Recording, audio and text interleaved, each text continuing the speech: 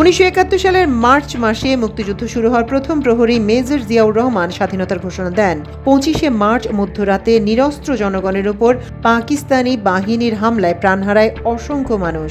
এই দুঃসময়ে জীবন বাজি রেখে প্রবল বিক্রমে হানাদার বাহিনীর বিরুদ্ধে ঝাঁপিয়ে পড়েন মেজর জিয়াউর রহমান। চট্টগ্রামে 8ম ইস্ট বেঙ্গল রেজিমেন্টের সেকেন্ড ইন কমান্ড হিসেবে তিনি প্রথমে 26শে মার্চ রাতে পাকিস্তান সেনাবাহিনীর বিরুদ্ধে উই রিভোল্ট বলে বিদ্রোহ ঘোষণা করেন। এরপর কালুরঘাট বেতার কেন্দ্র থেকে স্বাধীনতার ঘোষণা দেন। তার স্বাধীনতার ঘোষণায় উদ্বেলিত জনগণ সাহসের সঙ্গে হানাদার বাহিনীর বিরুদ্ধে প্রতিরোধ গড়ে তোলেন।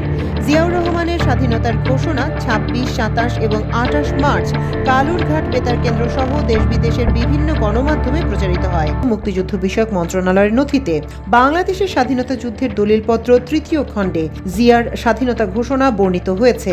মুক্তিযুদ্ধের 3 নম্বর সেক্টর কমান্ডার, পরবর্তী সময় সেনাপ্রধান AK-M শফিউল্লাহ বীর উত্তম তার Bangladesh at War Academic Publisher, Dhaka 1989 বইয়ের 44-45 পৃষ্ঠায় লিখেছেন, মেজর জিয়া 25 মার্চ রাত্রিতে পাকিস্তান সামরিক বাহিনীর বিরুদ্ধে সদল বলে বিদ্রোহ ঘোষণা করেন। তার কমান্ডিং অফিসার জানজুয়া ও অন্যদের সঙ্গে গ্রেপ্তার এবং পরে হত্যা করে পাকিস্তানি বাহিনীর বিরুদ্ধে যুদ্ধ ঘোষণা করেন। পরে 26শে মার্চ তিনি স্বাধীনতার ঘোষণা দিয়ে পাকিস্তানি সামরিক বাহিনীর মোকাবেলার জন্য সবাইকে আহ্বান জানান।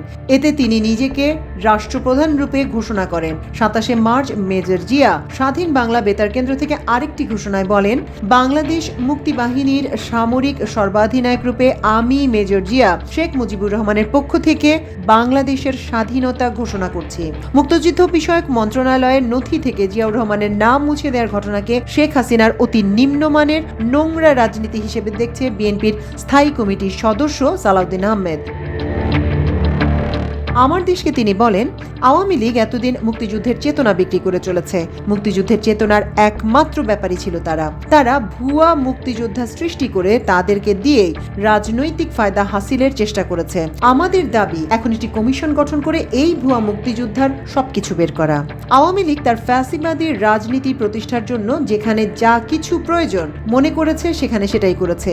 এর মধ্যে তাদের সবথেকে বড় টার্গেট ছিল মুক্তিযুদ্ধ এবং মুক্তিযুদ্ধ বিষয়ক মন্ত্রণালয়। তারা শহীদ প্রেসিডেন্টের নাম নিশানা যেখানে যেখানে আছে তা মুছে ফেলতে চেয়েছিল। তবে ইতিহাসকে এভাবে মোছা যায় না, হয়তো কিছুদিনের জন্য ক্ষতিগ্রস্ত করা যায়। এখন ইতিহাসকে সঠিক জায়গায় নিয়ে আসার জন্য আমাদের প্রচেষ্টা থাকতে হবে। নির্মোহ ও নির্দলীয়ভাবে আমাদের সেই চেষ্টা করতে হবে।